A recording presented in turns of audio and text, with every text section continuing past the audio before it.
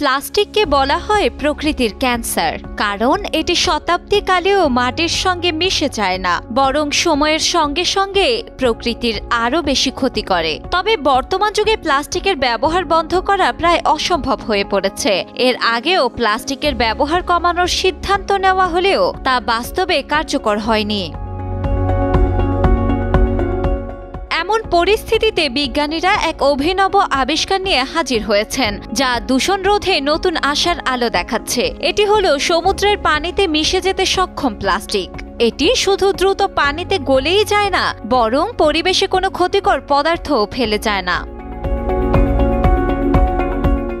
জাপানের বিজ্ঞানীরা এমন একটি প্লাস্টিক উদ্ভাবন করেছেন যা সমুদ্রের পানিতে মিশে যেতে সক্ষম। RIKEN center for emergent matter science এবং টোকিও বিশ্ববিদ্যালয়ের গবেষকদের দাবি, এই প্লাস্টিক পরিবেশে কোনো ক্ষতি করে না।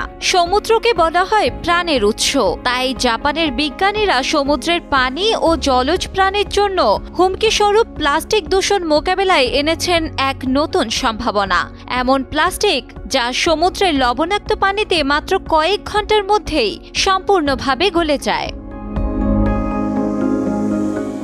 ওয়াকো শহরে অবস্থিত রিকেন সেন্টার এবং টোকিও বিশ্ববিদ্যালয়ের গবেষকদের পরীক্ষাগারে দেখা গেছে, নোনা পানিতে রাখা একটি ছোট্ট প্লাস্টিকের টুকরো মাত্র 1 ঘন্টা নাড়াচাড়া করলেই সম্পূর্ণভাবে অদৃশ্য হয়ে যায়।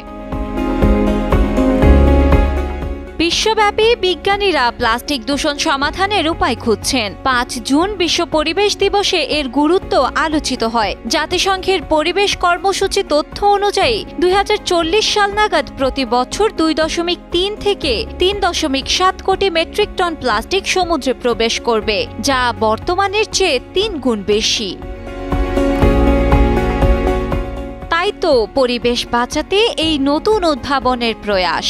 এই বিশেষ প্লাস্টিক পেট্রোলিয়াম ভিত্তিক প্লাস্টিকের মতোই শক্তিশালী, কিন্তু লবণের সংস্পর্শে এলে গলে যায় এবং প্রাকৃতিকভাবে ক্ষয়প্রাপ্ত হয়। নেই দূষণের ঝুঁকি।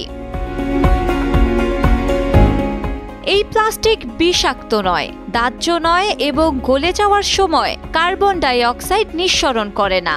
এমনকি মাটিতে ফেললেও এটি গলে যায়। মাটিতে লবণ থাকায় 5 সেন্টিমিটার প্লাস্টিকের টুকরো গলে যাবে 10 দিনের মধ্যে। বর্তমানে এই প্লাস্টিক বাজারে আনার কোনো পরিকল্পনা নেই বলে জানা গেছে, তবে এ নিয়ে চলছে গবেষণা। শীঘ্রই হয়তো আমরা বাঁচাতে সক্ষম হব আমাদের পরিবেশকে। শিলা ইসলাম, সময়ের আলো।